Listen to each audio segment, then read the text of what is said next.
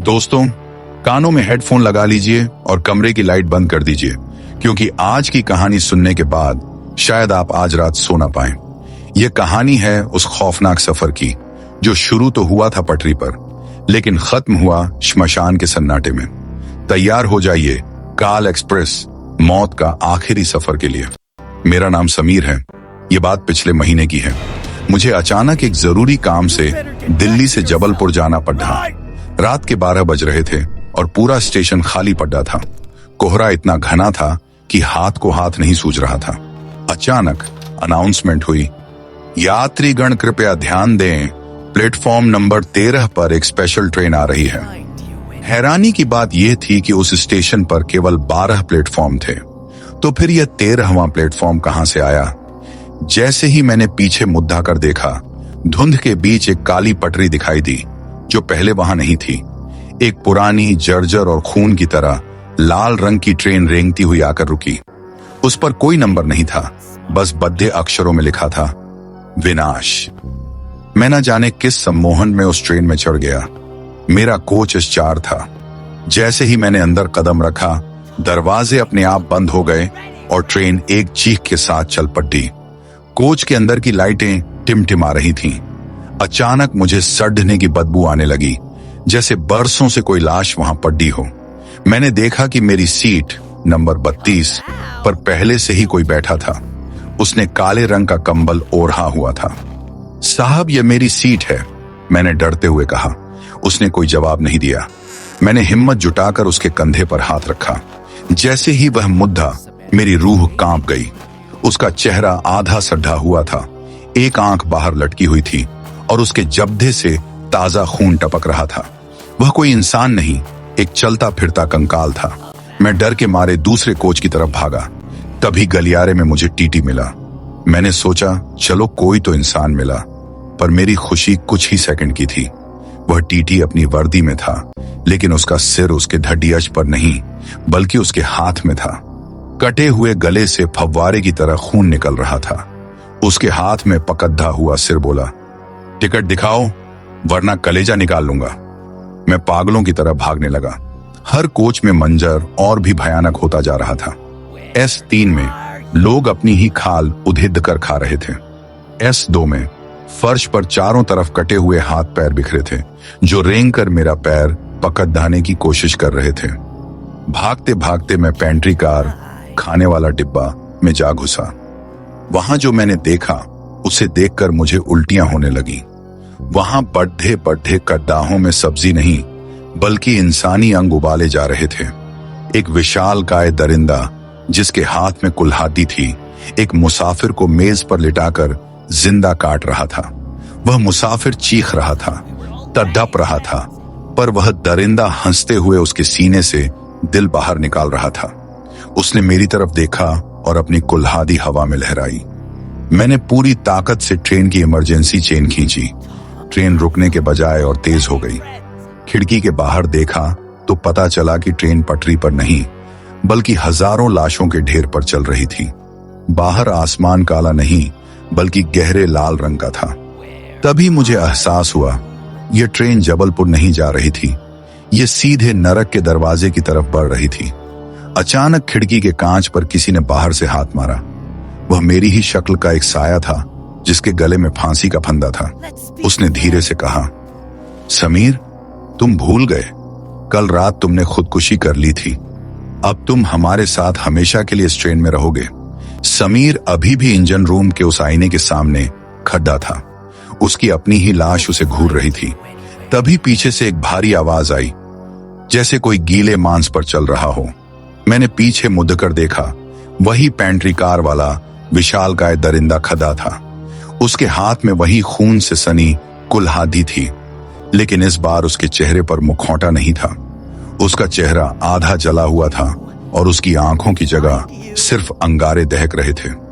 उसने गूंजती हुई आवाज में कहा, समीर, यहां कोई गलती से नहीं आता। हर मुसाफिर अपने गुनाहों का बोझ लेकर आता है।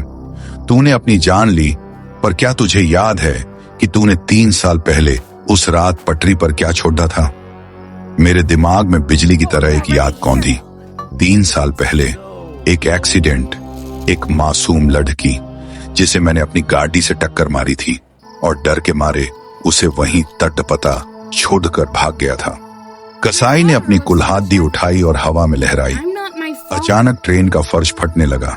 मैं नीचे गिर गया, लेकिन मैं किसी जमीन पर नहीं बल्कि एक और कोच में गिरा, बोगी नंबर S13। यहाँ का मंजर पिछले कोचों से भी ज्यादा डरावना था।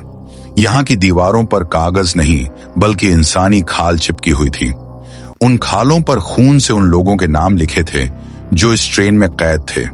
तभी अंधेरे कोने से एक छोटी बच्ची निकल कर आई। उसकी सफेद फ्रॉक खून से लथपथ थी, उसके पैर उलटे थे और उसकी गर्दन एक तरफ पूरी तरह टूटी हुई थी। ये वही लड़रचकी थी जिसे मैंने 3 साल पहले टक्कर मारी थी। वह धीरे धीरे मेरी तरफ बढ़ने लगी। उसके हाथ के नाखून चाकू की तरह लंबे और काले थे। वह फुसफुसाई, अंकल, उस रात मुझे बहुत दर्द हो रहा था, आपने मेरी मदद क्यों नहीं की? ट्रेन की रफ्तार अब इतनी तेज थी कि बाहर की चीजें सिर्फ एक लाल धुंध की तरह दिख रही थीं। ट्रेन के पहियों से निकलने वाली चिंगारियां अब आग की लपटों में बदल चुकी थीं। अचानक एक जोर का झटका लगा और ट्रेन रुकी। बाहर एक बोर्ड लगा था जिस पर लिखा था, पाताल जंक्शन, आखिरी पड़ाव। स्टेशन पर कोई इंसान नहीं था। वहां सिर्फ काली परछाइयां खड़ी थीं, जिनके हाथों में जलती हुई मशालें थीं। जैसे ही ट्रेन के दरवाजे खुले, वह बिना सिर वाला टीटी फिर से प्रकट हुआ। उसने मेरा गला अपने ठंडे हाथों से दबोच लिया और मुझे घसीटते हुए प्लेटफॉर्म पर ले जाने लगा। चलो समीर, तुम्हारी सजा का वक्त आ गया है। इस जंक्शन से आगे सिर्फ आग की नदियां हैं, जहां तुम्हें हर रोज अपनी मौत का मंजर दोबारा जीना होगा। मैंने स्टेशन के चारों ओर देखा।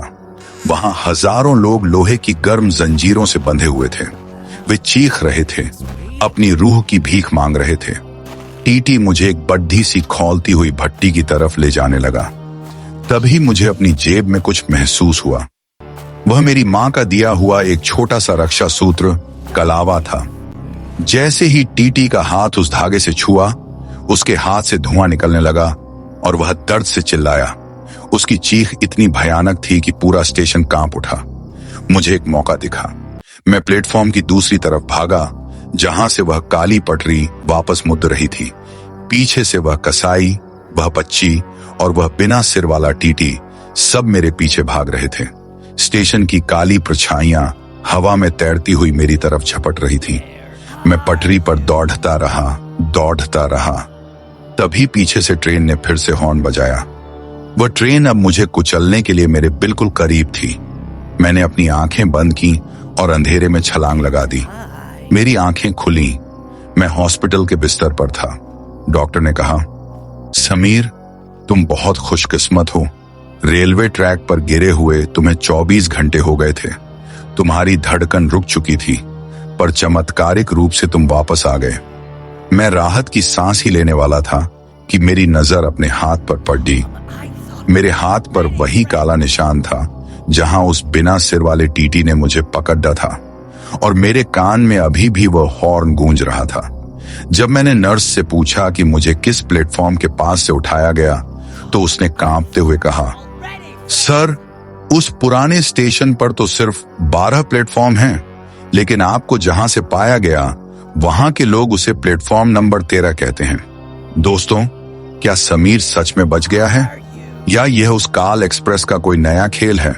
कमेंट करके बताएं, क्या समीर को फिर से वो ट्रेन बुलाएगी? और अगर आपको यह कहानी पसंद आई तो लाइक बटन दबाएं और सब्सक्राइब करें। याद रखिएगा, अगर आज रात आपके घर के पास से ट्रेन गुजरने की आवाज आए तो खिड़की मत खोलना। शायद काल एक्सप्रेस आपके दरवाजे पर खड़ी हो।